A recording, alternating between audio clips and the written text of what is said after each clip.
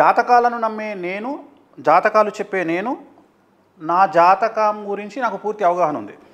So నా జాతకంలో ప్రస్తుతం రవి మహర్దశ స్టార్ట్ అయింది. రవి అంటే రాజకీయానికి రిలేటెడ్. సో నేను వెంకటేశ్వర స్వామి వారిని, కామాఖ్యలో రాజా శ్యామల అమ్మవారిని బ్లైండ్గా నమ్ముతా. సో జనరల్గా అందరు చేసే సంకల్పంలో పూజలు ఏముంటాయి అంటే నాకు ఇది కావాలి, నాకు ఇది కావాలి, నాకు ఇది కావాలి అని చేస్తారు. నేను చేసే సంకల్పం, కామాఖ్యలో చేసే సంకల్పం కానీ ఎక్కడైనా సరే నేను చేసే పూజలలో సంకల్పం ఏముంటుంది అంటే నాకు ఏది మంచో గది నువ్వు డిసైడ్ చేయని నేను చెప్తాను. సంకల్పం, ఈ సంకల్పం ప్రపంచంలో ఎవరు చెప్పరు. అంటే ఉదాహరణ, ఒక మనిషి ఇల్లు కోరుకుంటాడు గృహప్రవేశం చేయాలి అని, లేదా జాబ్ కోరుకుంటాడు, లేదా ఇంకోటి కోరుకుంటాడు. నా మెంటాలిటీ ఏంటంటే నాకేం కావాలో నువ్వు డిసైడ్ చేయని నేను ఆప్షన్ అనేది దేవుని వదిలేస్తాను. సో ఈసారి జరిగింది ఏంటంటే ఆంధ్రప్రదేశ్ ఎన్నికలలో యాక్చువల్గా తెలంగాణ ఎన్నికల రిజల్ట్ 3వ తారీఖు డిసెంబర్ నుండి నన్ను ట్రోల్ చేస్తూ ఉన్నారు. కానీ నాకు విపరీతమైన ట్రోలింగ్ వచ్చింది ఆంధ్రప్రదేశ్ ఎన్నికల ఫలితాల తర్వాత. ఈ ప్రచారం కనుక నేను సొంతగా చేసుకోవాలంటే నాకు 250 నుండి 300 కోట్లు ఖర్చు అవుతుంది.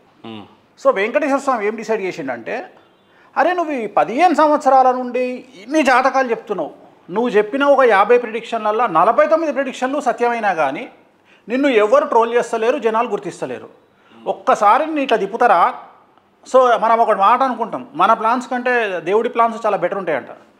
సో అందుకని నేను చెప్పిన ప్రిడిక్షన్ తప్పైంది.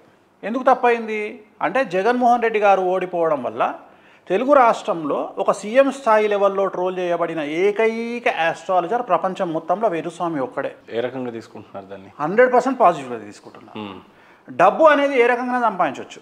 క్లయింటేల్ అనేది నాకుండే క్లయింటేల్ నాకు ఎప్పుడూ ఉంటుంది. నా క్లయింటేల్ నాకు ఎప్పుడూ ఉంటుంది. సో ఒక 3 విషయాలు నేను చెప్తాను మీకు. నెంబర్ 1, 2 తెలుగు రాష్ట్రాలలో ఒక చాలా పెద్ద హాస్పిటల్ తీసుకుందాం. చాలా పెద్ద hospital means corporate hospital, top స్థాయిలో ఉన్నటువంటి హాస్పిటల్స్. ఒక పెద్ద హాస్పిటల్ తీసుకుందాం. ఆ హాస్పిటల్కు పేషెంట్లు వస్తుంటారు, అందరు బయటికి పోతుంటారు, పేషెంట్లు వస్తుంటారు, బయటికి పోతుంటారు. అనుకోకుండా ఒక పెద్ద సెలబ్రిటీ పేషెంట్ వచ్చిండు, అక్కడికి వచ్చి చనిపోయాడు ఆ హాస్పిటల్లో. చనిపోయినప్పుడు ఏమవుతుంది అంటే చాలామంది సెలబ్రిటీస్ అక్కడికి వస్తారు. వాళ్ళు చనిపోయిన వ్యక్తి గురించి ప్రగాఢ సంతాపాన్ని తెలియజేస్తారు, ఆయన మంచి గురించి మాట్లాడతారు, చెడు గురించి మాట్లాడతారు, వెళ్ళిపోతారు. వీళ్ళందరినీ మాటల్ని కవర్ చేయడానికి మీడియా వస్తుంది అక్కడికి. మీడియా వచ్చిన తర్వాత ఇక్కడ మళ్ళీ నెక్స్ట్ డే మళ్ళీ యాస్టీజ్గా మళ్ళీ జనాలు వస్తారు, మళ్ళీ అక్కడ పేషెంట్ అడ్మిట్ అవుతుంటారు. సో ఇక్కడ ఓ వ్యక్తి చనిపోయింది కాబట్టి ఆ హాస్పిటల్ ఎవరు నిందించరు, తెల్లారి మళ్ళీ హాస్పిటల్కి పోతారు. ఇక్కడ ఎవరైతే సెలబ్రిటీ డెడ్ బాడీ ఉందో అది నేను చెప్పిన ఫెయిల్ అయిన ప్రిడిక్షన్. రైట్, నేను చెప్పిన ఫెయిల్ అయిన ప్రిడిక్షన్ ఏదంటే ఆ డెడ్ బాడీ అంటే చనిపోయిన సెలబ్రిటీ. ఆ సెలబ్రిటీ కోసం వచ్చి బయట మాట్లాడే వ్యక్తులు నన్ను విమర్శ చేసే వ్యక్తులు. అక్కడ పాజిటివ్గా మాట్లాడతారు, ఇక్కడ నెగిటివ్గా మాట్లాడతారు. సో అక్కడ వచ్చిన సెలబ్రిటీలకు వాల్యూ ఉంటుంది, చనిపోయిన వ్యక్తికి వాల్యూ ఉంటుంది. అంటే ఇక్కడ నేను చెప్పిన ప్రిడిక్షన్ ఫెయిల్ అవ్వడము అనేటువంటిది డెత్తో సమానం అక్కడ నేను క్యాలిక్యులేట్ చేసేది. సో నేను చెప్పినటువంటి ప్రిడిక్షన్ ఫెయిల్ అవ్వడము అనేటువంటిది పెద్ద బిగ్గెస్ట్ మిరాకిల్. ఆ మిరాకిల్ను పబ్లిసిటీ చేసుకునేవాళ్ళు అంటే చనిపోయిన వ్యక్తి కోసం వచ్చి మాట్లాడడానికి వచ్చిన సెలబ్రిటీలు అందరూ కూడా ఇక్కడ బయట నన్ను ట్రోల్ చేస్తున్న వ్యక్తులు. సో వీళ్ళు కూడా ఫేమ్ అవుతారు. కరెక్ట్, వీళ్ళు కూడా ఫేమ్ అవుతారు. సో ఇక్కడ ఎక్కడ కూడా హాస్పిటల్ అనేది వేణుస్వామి. సో ఇది కామన్. ఇది మళ్ళీ నెక్స్ట్ డే నుండి మళ్ళీ హాస్పిటల్కి మళ్ళీ పేషెంట్ వస్తూనే ఉంటారు, ఇది కామన్. ఇదే హాస్పిటల్లో ఇంకో వార్డుకు పోదాం. Example emergency ward. ఎమర్జెన్సీ వార్డుకు అనుకోకుండా ఒక హార్ట్ పేషెంట్ను, బ్రెయిన్ స్ట్రోక్ పేషెంట్ను తీసుకొని వచ్చిన బంధువులు. తీసుకొని వచ్చినప్పుడు వాళ్ళు లోపలికి తీసుకొచ్చే సందర్భంలో వాళ్ళ పక్క నుండి పూర్తిగా తెల్లగుడ్డ కప్పబడి ఉన్నటువంటి ఒక బాడీ పోతుంది. అంటే దాని అర్థం ఏంది? ఆ వ్యక్తి చనిపోయిందని అర్థం. సో ఇమ్మీడియట్గా ఈ వ్యక్తి చనిపోయిండు, డెడ్ బాడీని తీసుకుపోతున్నారు కాబట్టి ఇమ్మీడియట్గా ఈ బాడీ ఎవరినైతే పేషెంట్ తీసుకొచ్చిన వాళ్ళు వెనక్కి వెళ్ళిపోతారా, అడ్మిట్ చేస్తారా? తీసుకెళ్ళిపోతారు.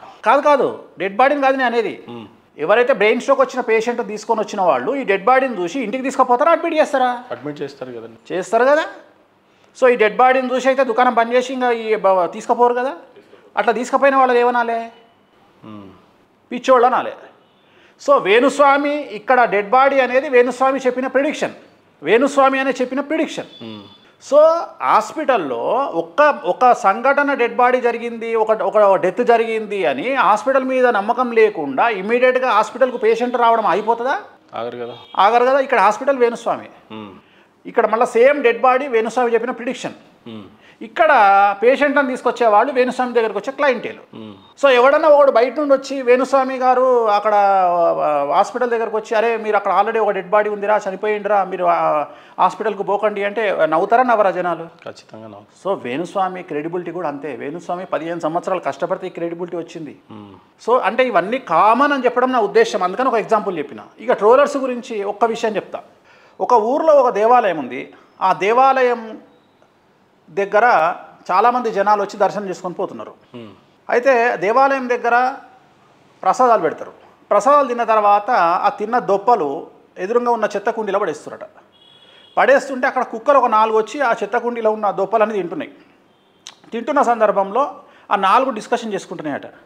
మనము కుక్కలము, మనం గ్రామసింహాలము, మనల్ని ఎవడు పట్టించుకుంటలేడు, ఇది ఎంత జనాలంతా ఈ గుడి దగ్గరికి వస్తున్నారు, దండం పెట్టిపోతున్నారు, అసలు ఏంది ఇదంతా, మనం ఏదో ఒకటి చేయకపోతే మనకు నడవదు, మనం కూడా ఫెమిలియర్ కావాలంటే ఏం చేయాలి అని ఈ 4 కుక్కలు డిస్కస్ చేసుకునేట.